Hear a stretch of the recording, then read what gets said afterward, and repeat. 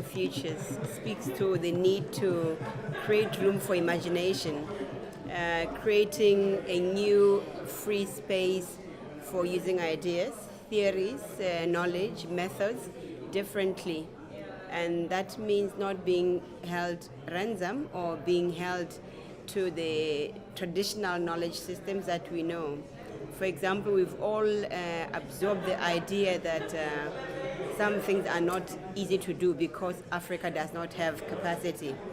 But if we look at human capital as capacity, having potential, we can unlock a lot more possibilities. So for me, decolonizing is really about creating a freedom platform or space that enables more creative engagement. For me, decolonizing is not so much about the ideas of a colonial past in Africa, which we all know very well. It's much more so about saying how do we move to transformative ideas about how the future can be different qualitatively in a way that we free ourselves to imagine that our futures are not bound in some kind of idea of what the future ought to be or how the future will be. And for me, that's the decolonization project. It's a transformative project, and it's just about being free to think about different futures and different ways we can produce those futures and different decisions we can make now. The future has always been one of the powerful parts of UNESCO's mission and operational work. And it is also why UNESCO continues to develop its capacity to use the future to address humanity's most fundamental aspirations for a better, more equitable, more sustainable, and more peaceful life for all.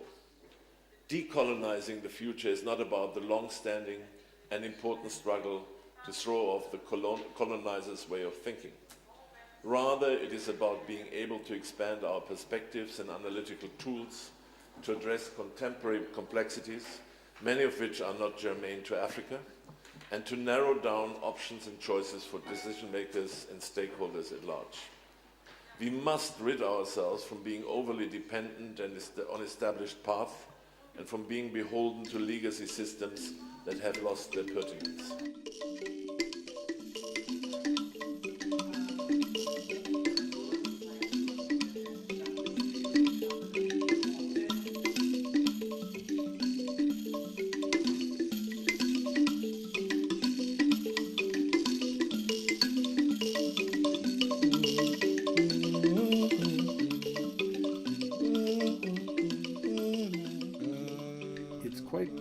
Familiar to think of the future in terms of the past, but it's really quite difficult to invent the future in ways that are not based on the past. So the challenge of developing new development models is to be able to think in imaginative ways that provide us with alternatives in the present. And so it's not a question of saying, oh, I'm going to find the perfect model and use some sort of utopia as your objective. It's rather to say, I'm constantly rethinking what I think about the future because there are new things happening in the present. And if I take advantage of those new things in the present that I didn't see before, that didn't exist before because they're emergent and they're new, how can I use the idea of development to do something now? And so it's a quite a difficult shift in the way we think about using models and constructing models. And that's why the term decolonizing is important, because it means letting go of just the deterministic and closed approach to use also an open approach and combine the two. Il est temps, comme suggéré dans le titre de ce forum, de donner toute sa portée à notre usage du futur. C'est sur une telle base que nous pourrons alors soulever des questions respectueuses de la richesse inhérente à ces expériences et à la réalité qu'elles font émerger. C'est la proposition provocatrice du titre de notre forum d'aujourd'hui qui nous invite à décoloniser notre avenir de toutes les idées reçues et ne pas l'imaginer uniquement à partir des hypothèses fondées sur le passé, en misant essentiellement sur la capacité créatrice de notre présent.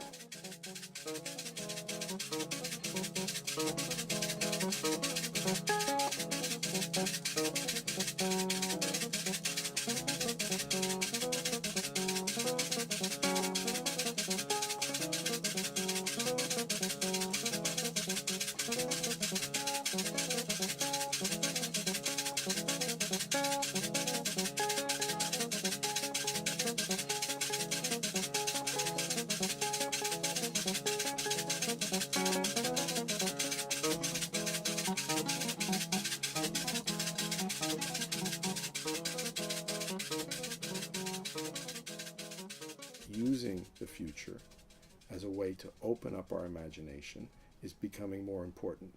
But we haven't worked out all the ways to do it. We're still experimenting. And here at UNESCO, we're using workshops, knowledge laboratories, as a way to get collective intelligence, people sharing their thoughts in conversation, as a way to test and design effective ways for using our imagination with an open future. I believe what we've started now, what has been started now in UNESCO is quite critical because it, one, creates a platform for engagement, and then two, it brings together diverse experts to begin to look at the issues. And by so doing, by being multidisciplinary, by being transdisciplinary, we're able to unlock the capacity of each other's knowledge resources to look into what the future is. I believe Foresight for Development and Development can assist us in looking at other ways of coming to, not answers, but scenarios that can give us new ways of looking at the same issue. It's a difficult process to go from an analytical mode where, and we're quite used to this, unfortunately, every time you have a conversation about Africa, we go into the diagnostic, everything that's wrong and all of the perspectives on why it's wrong and who made it wrong, and we should be talking about this or we should be talking about that. And I think to get out of that is a challenge, because part of the design, as I understood it for this forum, was to get into talking about alternatives and really how we could make viable some alternatives to the existing systems.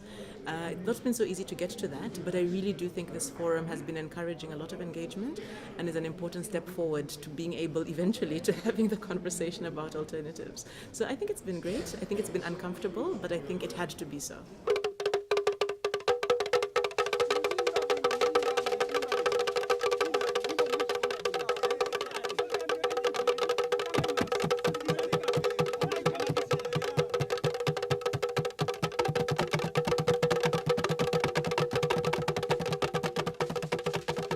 Il ne s'agit pas d'apprendre seulement sur l'Afrique, le monde a à apprendre sur ce qu'il est. La vulnérabilité de ce monde n'est pas inéluctable et ce n'est pas le seul scénario possible pour l'avenir. Il faut donc, je crois, pour faire triompher d'autres scénarios, pouvoir concilier deux exigences apparemment contradictoires mais qui ne le sont qu'en apparence, c'est d'une part une espèce de vigilance stratégique, une espèce de pessimisme de l'intelligence qu'il faut concilier avec une volonté de transformer les choses et donc une espèce d'optimisme de l'action. Antonio Gramsci, il avait formulé en ces termes-là, il nous faut concilier le pessimisme de l'intelligence et l'optimisme de l'action. Je crois que c'est une exigence qui est actuelle. Et puisqu'aujourd'hui,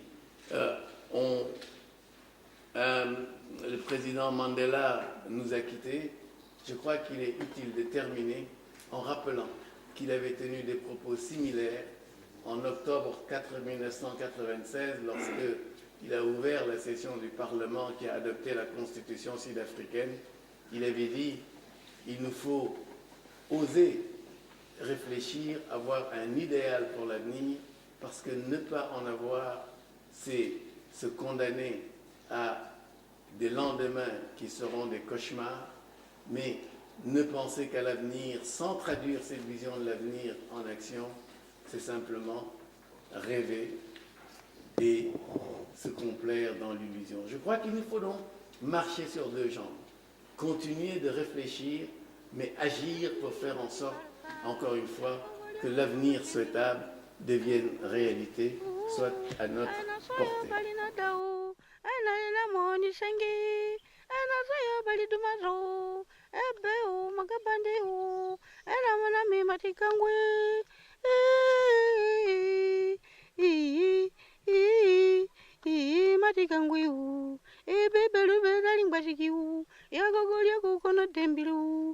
Mau makabandi u yangli ya di bimbara tau di mbili na gani gila